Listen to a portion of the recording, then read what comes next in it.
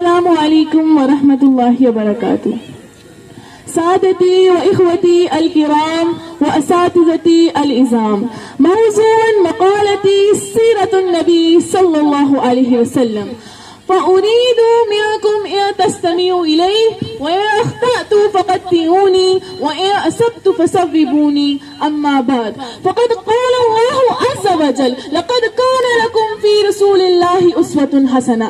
أيها الإخوة الأفاضل، أريد أن أقدم إليكم خطبة وجيزة حول الموضوع محدد سيرة الرسول بصفة أسوة حسنة كاملة. أيها المستمعون الكرام، هذه هي حقيقة لا تغفر أن الله تعالى على الإنسانية بهذه نعمة العظيمة الكريمة. قال الله تعالى: اليوم أكملت لكم دينكم وأتممت عليكم نعمتي ورضيت لكم الإسلام دينا. أيها الحاضرون، لا بد للإنسان أن يجد بين يديه صورة المسألة الأعلى في كل شأن من شؤون الحياة الفاضلة، ليجعل الله منها دستور يتمسك به وسير عليه. ولا غيب أن الله جعل رسول الله صلى الله عليه وسلم قدوة أسوة للإنسانية كلها أذن. قال: لقد كان لكم في رسول الله أسوة حسنة.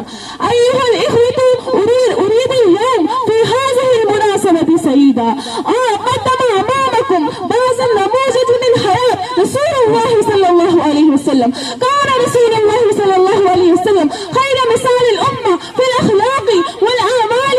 كان خلقه القرآن كما ورد في الحديث عن عائشة رضي الله عنها، سئلت عن خلقه فقالت: كان خلقه القرآن.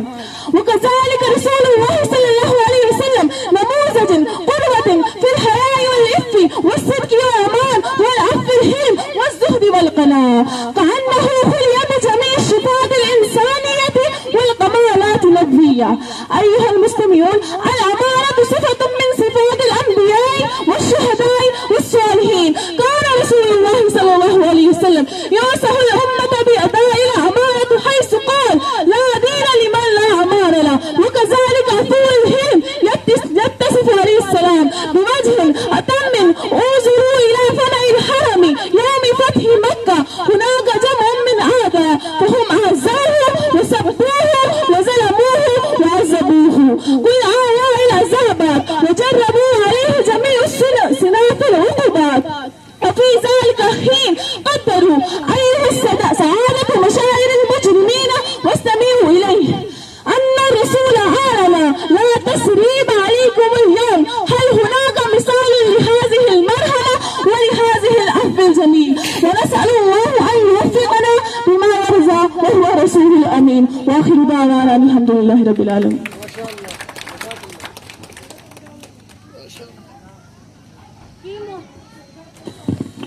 کی محمد سے وفا تو نے تو ہم تیرے ہیں، کی محمد سے وفا تو نے تو ہم تیرے ہیں، یہ جہاں چیز ہے کیا لوح و قلم تیرے ہیں.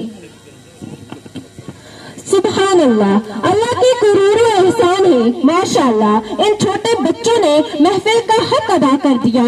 اللہ تعالی ہمیں آپ کی تعلیمات پر عمل کرنے کی توفیق و نصیب فرمائے. اللہ ہمارے گھروں میں نبی کریم صلی اللہ علیہ وسلم کی سنتوں کو دوبارہ زندہ فرمائے. درود شریف کا اہتمام کرتے ہوئے اس پاکیزہ محفل کا اختتام کرتے ہیں. آپ سب کی آمد کا شکریہ. والسلام علیکم. سلام آمینہ کے لال محبوب سبحانی، سلام آمینہ کے لال محبوب سبحانی، سلام فخر موجودہ فخر نو انسانی، سلام اس پر کہ جس نے بے قصوں کی دستگیری کی، سلام اس پر کہ جس نے بادشاہی میں فقیری کی. والسلام علیکم ورحمۃ اللہ وبرکاتہ.